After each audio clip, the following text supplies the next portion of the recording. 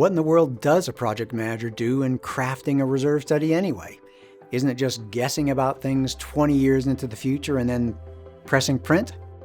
Of course not. See for yourself as we look over the shoulders of two reserve study professionals as they work on two very different projects, a 34-unit townhome and a 134-unit high-rise. You'll see which projects get funded through reserves, which best practices help associations age safely and successfully, and why increasing assessments for reserve funding does not increase the cost of home ownership.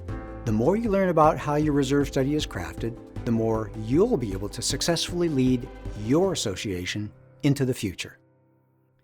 Well, thank you, Paige. And to our audience today, thank you for inviting Mark and I into your office or home.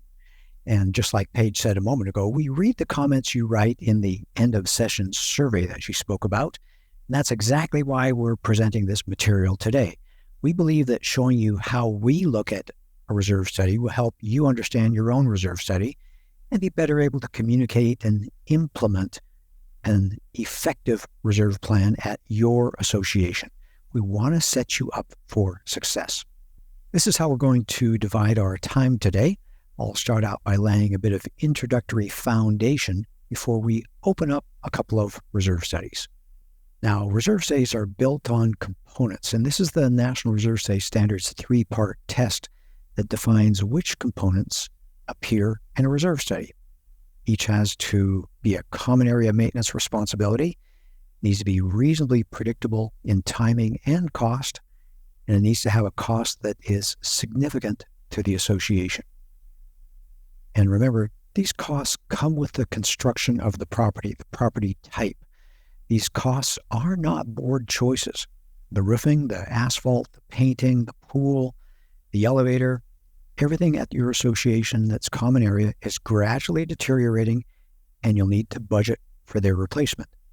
Because Mother Nature and Father Time are real forces, and they don't negotiate.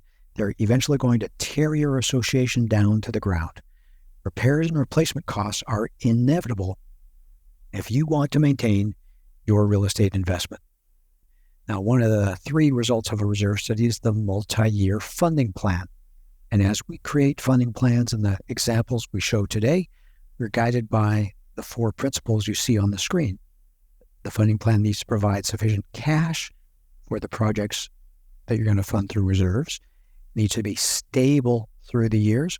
It needs to be even and fairly distribute the reserve funding burden over the owners. And it fundamentally needs to be fiscally responsible. And I do want to remind you that the board isn't responsible for the costs. The costs, again, come with the property. The board and management does have a choice about how the association homeowners pay for that deterioration. And it's going to be either through ongoing, through reserve funding, waiting and getting special assessed, or doing nothing, waiting and doing nothing, and watching the property values decline. That's your three choices ahead of you.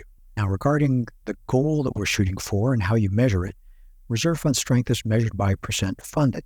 And that's a term that describes the comparison of reserve cash on deposit to the reserve deterioration already at the association. And that's percent funded is a term that we explain more completely in other webinars, such as our Reserve Studies 102, which you can find on our website. So we just want to remind you that even though your funding plan, one that the 40% of you may create on your own, may pencil out to have sufficient cash, if there's no margin, you're going to likely have a special assessment. That's because things don't generally occur exactly according to plan. And if you have no margin, when your percent funded is down in the 0 to 30% funded range, when you have low margin, many of those clients, 30, 40, 50% of those clients end up having special assessments. Now, the other is true. The special assessments are very rare when the percent funded is high, above 70% funded. And that's because you have there the cash very close to the amount of deterioration at the association. It means you're carrying a little more cash in the reserve fund, but the benefit is no special assessment. You've got a little bit of margin. And for those of you who've been with us in prior sessions, you've seen us talk about the different types of reserve studies: a full, update with site visit, and update no site visit. But for what we're going to be talking about today, all three types of reserve studies provide the same results. So whether you're creating or using a full, create from scratch reserve study, or one of the two update types of reserve studies, the kind of results we're talking about today are going to apply. And I just want to give you a little background. There was a research paper that was done, a research report done in April of 2020 called Breaking Point. It's basically how to deal with deterioration of your association over time. And the conclusion was, for a building to age successfully, you need to update your reserve study regularly, fund reserves as recommended, spend reserves as recommended, and get some outside help with an infrastructure inspection by an architect or engineer. Now remember, this was done in April 2020. What happened in June of 2021? That's when Champlain Towers South fell. And Champlain Towers South was basically breaking all four of these rules up until a year prior to when they actually collapsed. So this is a big deal, and this is a real recommendation. So that's why we're here today. Talk about updating your information, getting comfortable with that information, and funding and spending the reserves as needed. Now, there's two types of reports you can get. There's an engineering and architectural structural report, and there's reserve studies. Today, we're going to talk about reserve studies. That's the budget and cash flow management, where we're dealing with the components and making sure that you have the cash to get those projects done on time.